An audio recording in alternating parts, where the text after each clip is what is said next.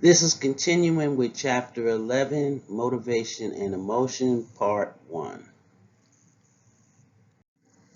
So let's talk about achievement and motivation. Do you ever wonder what motivates Olympic athletes like Simone Biles to work so hard just for a gold medal? Or what about someone like Thomas Edison who patented more than 1,000 different inventions? What are those drives some people have for high achievement? So the key to understanding what motivates high achieving individuals lies in what we call, in psychology would suggest, like Henry Murray, as a high need for achievement or achievement type of motivation. Okay? Achievement orientation would appear to be largely learned in early childhood, and this is going to be primarily through those actions with their parents, as we've discussed earlier. Highly motivated children, they tend to have parents who are going to encourage their independence, frequently reward successes, but not overly so, like we mentioned in parenting styles. Our cultural values will also affect achievement needs.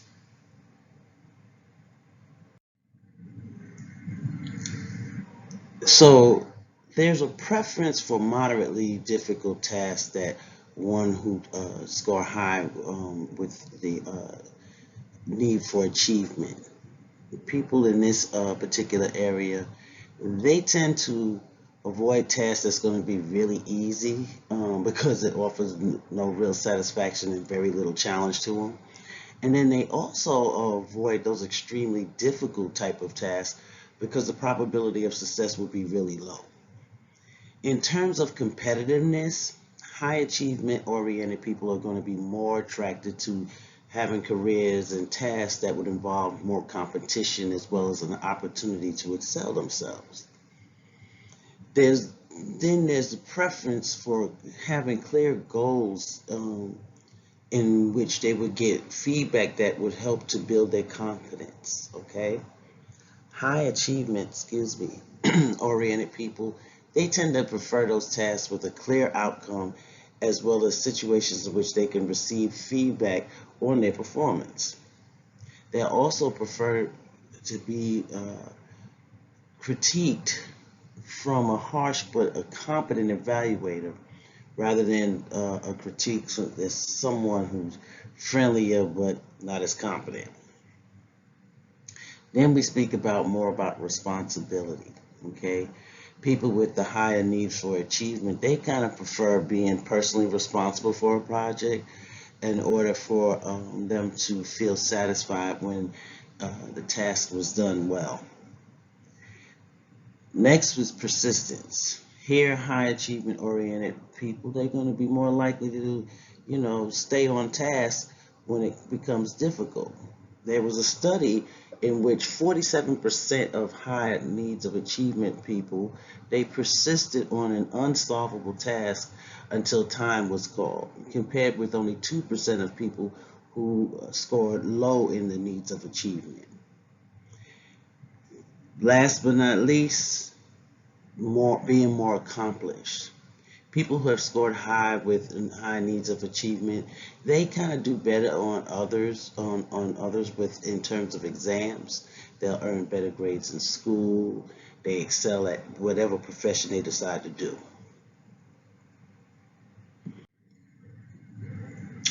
Now we're going to talk a little bit about motivation, emotion, and sexuality.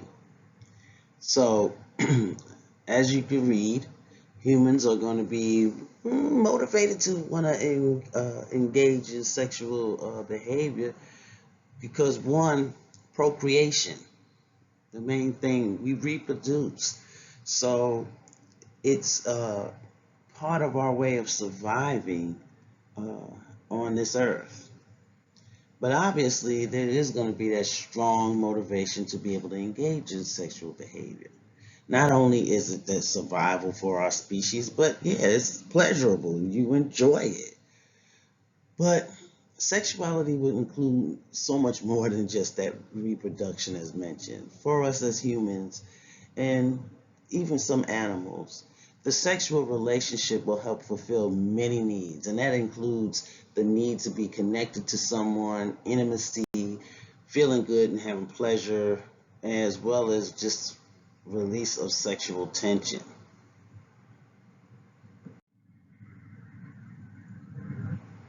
So, this is one of those times I want you to just pause the slide and take a look at the following questions.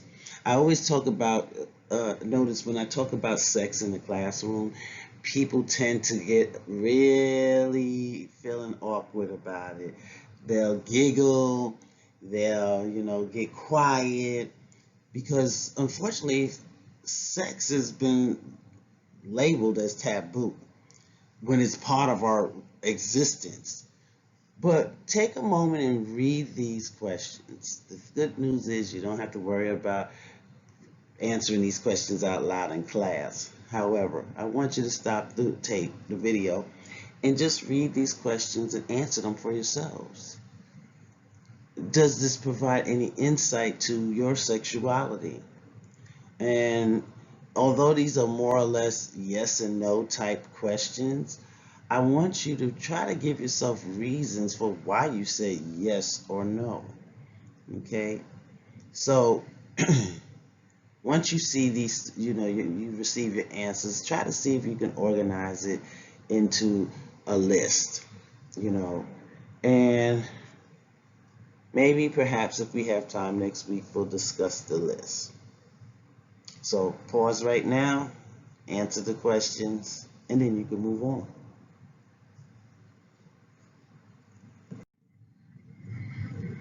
So, Masters and Johnson, I don't know if you've heard of them, but they are famous for the sexual response cycle. Okay, full names would be William Masters and Virginia Johnson. And back in 1966, they were kind of the first to start conducting lab studies um, on what happens to the human body during sexual activities. So what they've done was they've attached recording devices to male and female volunteers. They monitored or they filmed their physical responses as they would move from a non-arousal to an orgasm and then back to a non-arousal. Yes, it was that intense.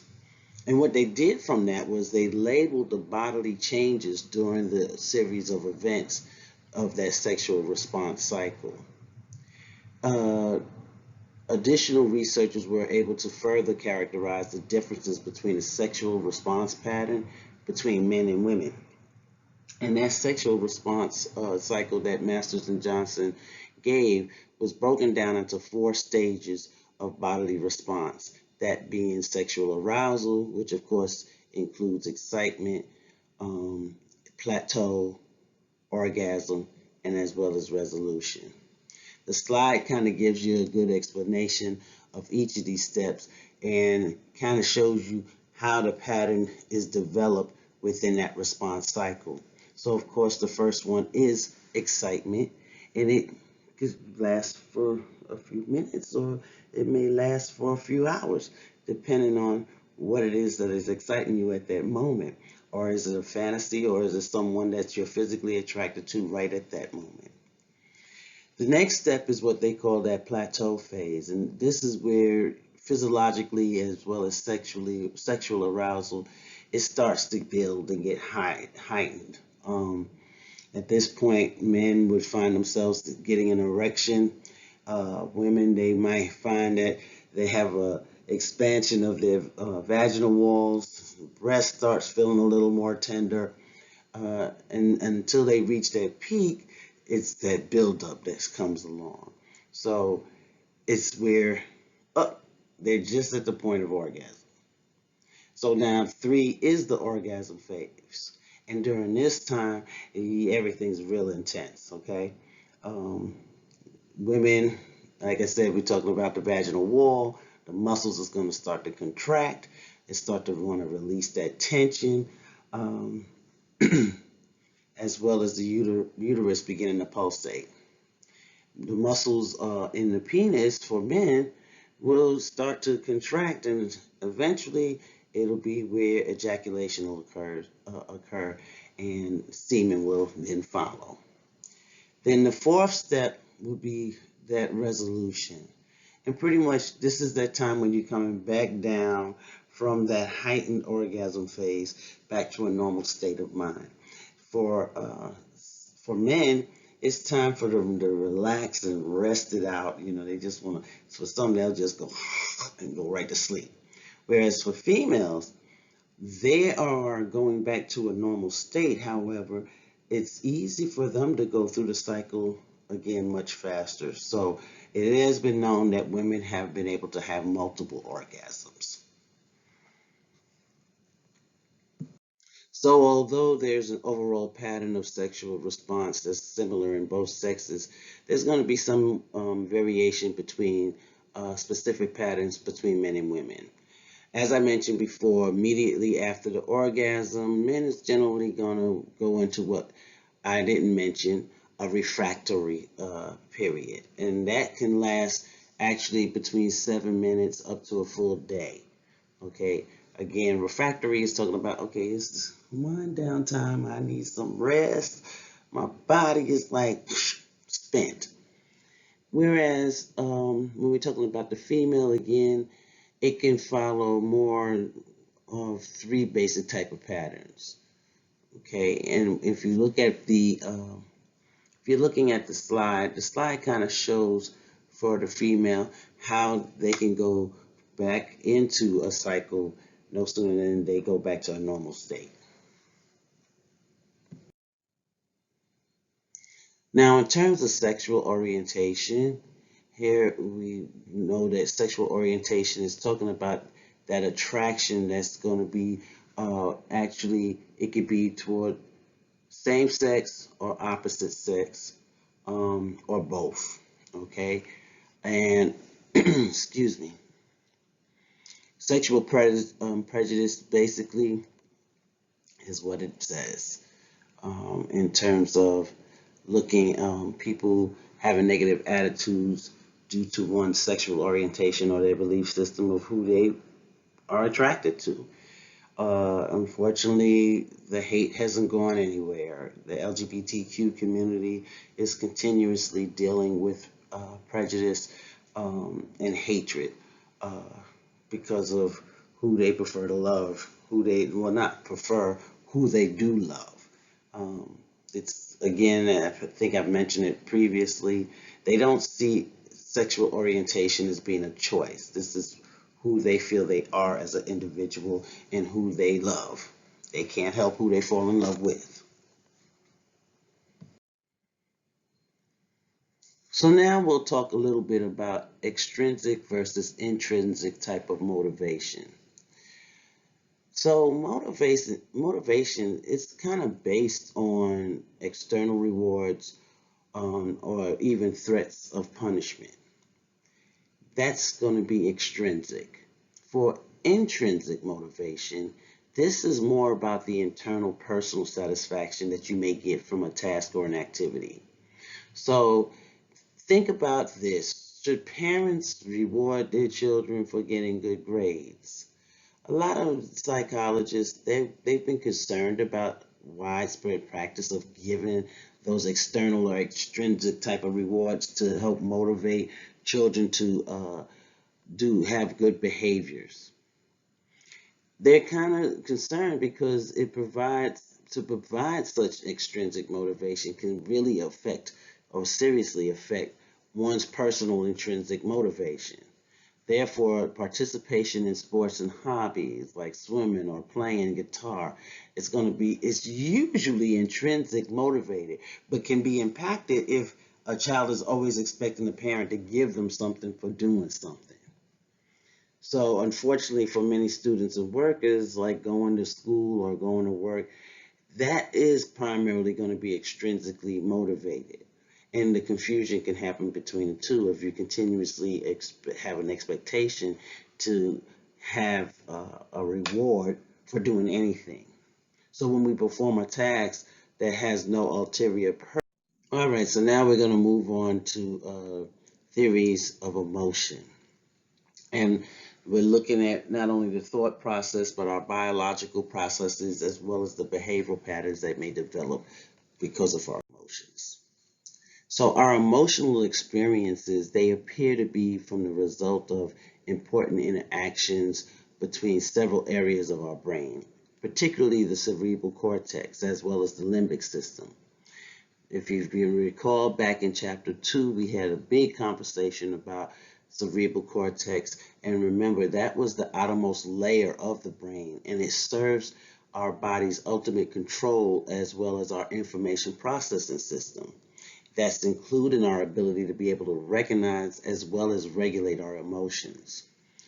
And if you can remember, the limbic system is also essential for our emotions. So there's been several studies that have been able to show how there's one area in the limbic system, which is the amygdala, that really plays a big role in emotion, that being particularly for fear. It helps to send signals to other areas of our brain, allowing an increase for the heart rate, and there's all the other physiological reactions that will be associated with fear. So, really, emotional arousal sometimes occurs without a conscious awareness. According to Ledoux, when sensory inputs arrives in the thalamus, and that, remember, is the switchboard for our brain, it sends separate messages up onto the cortex, which allows thinking about that stimulus, and then the amygdala actually immediately will activate our body's alarm system. Now, although this is a dual pathway, occasionally there's false alarms. And that's like when making a mistake of a stick to a snake. Ledoux, he kind of believed that this is a highly adaptive warning system that we have within our brains to help us with survival. And that he felt that the time saved by our amygdala within acting on the thalamus, it helps instead of us having to wait for the cortical input, that it will provide us with that leeway we need, that extra pep in the step that can be the difference between life or death.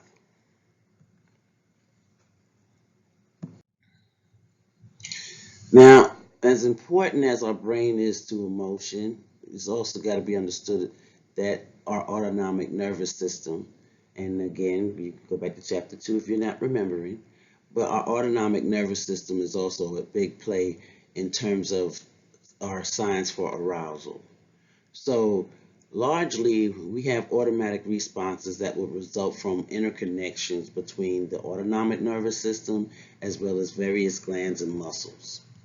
So during emotional arousal, the sympathetic branch of our autonomic nervous system kind of prepares our body for that fight or flight response. And again, that's when the hormones of epinephrine and norepinephrine will keep the system under sympathetic control until the emergency will be over. Once that happens, then the parasympathetic branch kicks the body into gear to help us get back to a more relaxed state. And remember, when our body is always constantly trying to get to where? Homeostasis.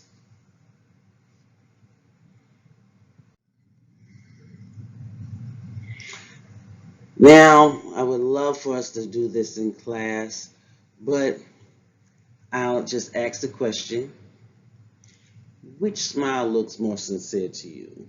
Would that be A or would it be B? And then think about why you chose between A or B. What was the reason? What makes it look like that?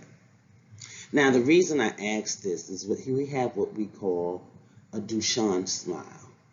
So a Duchamp smile, pretty much most people, the smile on the left looks more sincere than the one on the right. Okay? So in terms of an answer, hopefully you've been thinking about it, but I'm going to go ahead and give you the answer now. The answer might be A, because in a false social smile, our voluntary cheek muscles, they're going to pull back, but you know what? Our eyes won't reflect the smile. Have you ever noticed if you look in the mirror and you do a genuine smile, you see your eye squints up and it goes up, whereas if you give the fake Funk Duchenne smile, I mean, you notice the eyes are not squinting up, it's actually still kind of open. So we tend to do that during all kind of different situations. But smiles of real pet pleasure, we're going to use those muscles that's not only on our cheeks but also around the eyes. So according to Duchenne de Boulogne, hopefully that's pronounced correctly, the eye muscle does not obey the will and it put in play only the sweet emotions of the soul, so to speak. So we've had studies that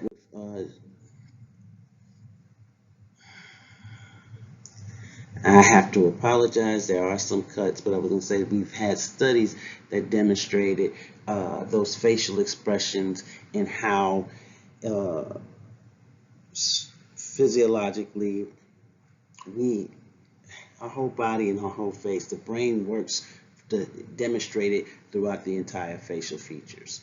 So now I'm going to move on. We're talking about emoticons. I would love for us to do this in class, but it doesn't make sense for us to do it here, so I want to keep going. Let's talk about three major areas of emotion, or three theories of emotions. Okay? Take a minute and imagine that you're walking in the woods right now. And then suddenly you walk up on a snake in the path that's right next to you. What type of emotion do you think you're going to experience? For the most part, many people are going to say that they would be afraid. However, we have to think about why. Common sense would tell us that our hearts are pounding and we tremble because we're afraid, or that we'll cry when we're sad. But the James Lang theory discusses emotions being the result from, excuse me, the result from a physiological arousal from the autonomic nervous system. Okay, that arousal is that pounding of the heart, breathlessness, trembling of, when we're trembling all over, which will cause us to experience the emotion that we call fear. Now, contrary to popular beliefs, James wrote that we kind of feel sorry because we cry, angry because we'll strike out, and afraid because we tremble. So they feel the physiological will cause the emotion to happen. Okay? Where in contrast, the Cannon-Bard theory proposes that arousal and emotion, they actually happen separately, but simultaneously. So following perception of an emotion provoking stimulus, our brain in the area of the thalamus, which realize that is a subcortical brain structure, is going to send out these two simultaneous messages. One message will go to the autonomic nervous system, which will cause the physiological arousal, and then there's going to be the brain's cortex, which will allow for the awareness of the emotion. So finally, we have Schachter and Singer's, and their two-factor theory. And what they suggested was that our emotions are basically going to start with a physiological arousal that will be then followed by conscious cognitive appraisal. We'll think about that physiological arousal that we have, and from thinking about it, that's what helps to develop the emotion.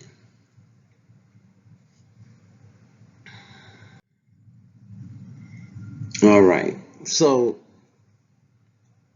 there's been research, a whole lot of different type of research on emotion, but particularly it's been able to support or at least discount. There's been parts of all three of the major theories, and it allowed to add some new ideas. One being how the behavioral component of emotion, the facial expressions, like I talked about earlier, uh, helps us to express our emotions. And according to the facial feedback hypothesis, Movements of our facial muscles will help to produce as well as intensify our subjective experience toward emotions. Specifically, our sensory input, like seeing the snake, is going to first have the subcortical areas of the brain activate those facial movements. You know what I mean? So these facial changes, what happens then is that it'll initiate and intensify our emotions.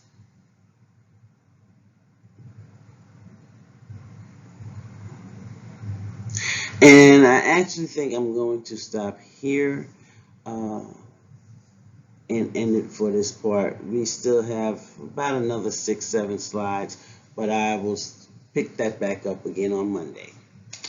Have a great weekend, everybody.